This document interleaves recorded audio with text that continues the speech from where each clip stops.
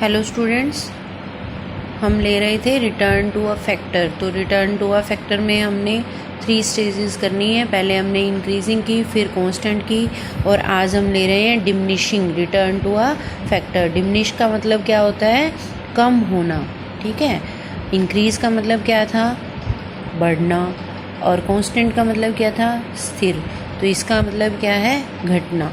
ठीक है। Diminishing return to a factor, और लॉ ऑफ डिमिनिशिंग रिटर्न भी बोला जाता है इसको। Diminishing return to a factor, law of diminishing return refer to a situation in which total output tend to increase at the diminishing rate when more of variable factor is combined। हमने क्या पढ़ा था पीछे कि जब हम variable factor बढ़ाते हैं तो हमारा जो टोटल आउटपुट है, टोटल प्रोडक्शन है, वो इंक्रीजिंग रेट से बढ़ रहा था। 4 से 10 हो रहा था, सीधा 10 से 18 हो रहा था। ठीक है। फिर कौन सा लेवल आया? जब हमारा कांस्टेंट इंक्रीज़ हो रहा है, जैसे 5 से 10 हुआ, 10 से 15 हुआ, जब हमने वेरिएबल फैक्टर वहाँ पर चेंज किया। तो अब हम वेरिएबल फैक्टर को बढ़ाते हैं तो उससे क्या होगा? हमारा जो प्रोडक्टिविटी है वो उतनी नहीं बढ़कर आएगी जितनी एक यूनिट से आ रही थी। जैसे एक यूनिट से हमारी एक लेबर से कितनी आ रही है टोटल प्रोडक्ट? 5। दूसरे से कितनी आ रही है? 5 की जगह 10 भी नहीं आ रही, कम हो रही है, डिमिनिश हो रही है। तो इट मीन्स मार्जिनल प्रोडक्ट जो है हर पर्सन का क्या निकलेगा? हमारा कम होता जाएगा। एक पर्सन ने 5 यूनिट का प्रोडक्शन दिया, दूसरे ने 3 का दिया, तीसरे ने 2 का, चौथे ने 1 का, फिर 0, फिर -1। ठीक है। तो ये हमारा होता है डिमिनिशिंग, जिसमें टोटल आउटपुट तो बढ़ रहा है, यहाँ टोटल आउटपुट बढ़ रहा है, नो डाउट, लेकिन कौन से रेट से बढ़ रहा है? डिमिनिश रेट से, घटती दर से बढ़ रहा है। ठीक है। तो यही रिटर्न टू अ फैक्टर में यही 3 स्टेजेस थी कि एक स्टेज तो ऐसी थी जब हमने लेबर बढ़ाई तो क्या हुआ? हमारा प्रोडक्शन बढ़ता गया, जितना बढ़ना चाहिए उससे भी ज़्यादा बढ़ा।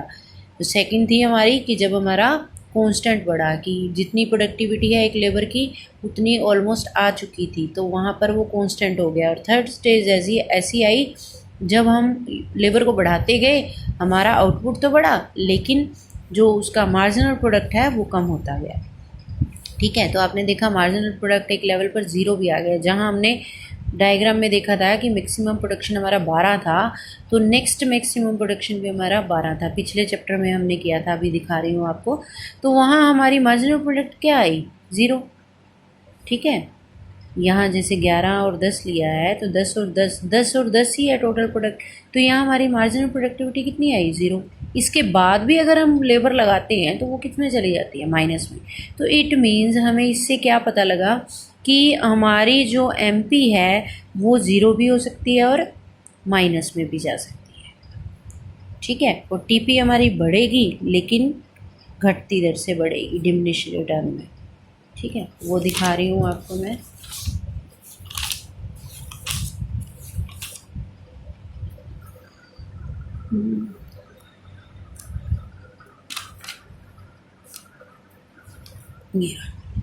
यहाँ हमने क्या लिया था पिछले चैप्टर में? मार्जिनल टोटल प्रोडक्ट क्या आया था?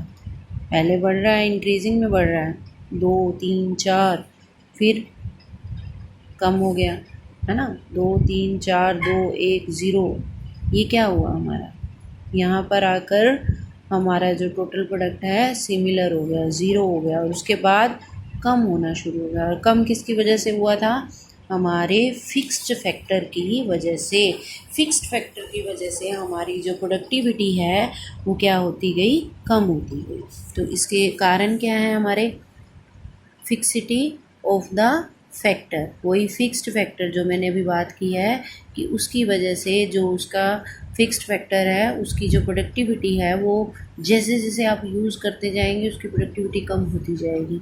तो वो आता है हमारा डिमिनिशिंग रिटर्न में। सेकेंड है, आप मतलब वहाँ पर्सन लगा रहे हैं, नो डाउट आप पर्सन ऐड कर रहे हैं उस पर, लेकिन वो जितना प्रोडक्टिविटी दे पाएगा, एक मशीन जितने प्रोडक्शन कर पाएगी उतना ही करेगी ना, उससे ज़्यादा क्या करेगी?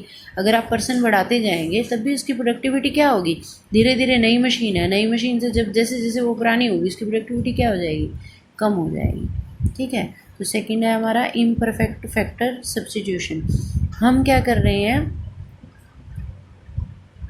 हम अपने जो वेरिएबल फैक्टर को हैं वो बढ़ाते जा रहे हैं, लेकिन जो लैंड फैक्टर है हमारे पास उसकी प्रोडक्टिविटी के वजह से हम जितना बढ़ाते जाएंगे फिर वो लेबर भी वहाँ पर वर्क करना कम कर देगा, मोर एंड मोर लेबर।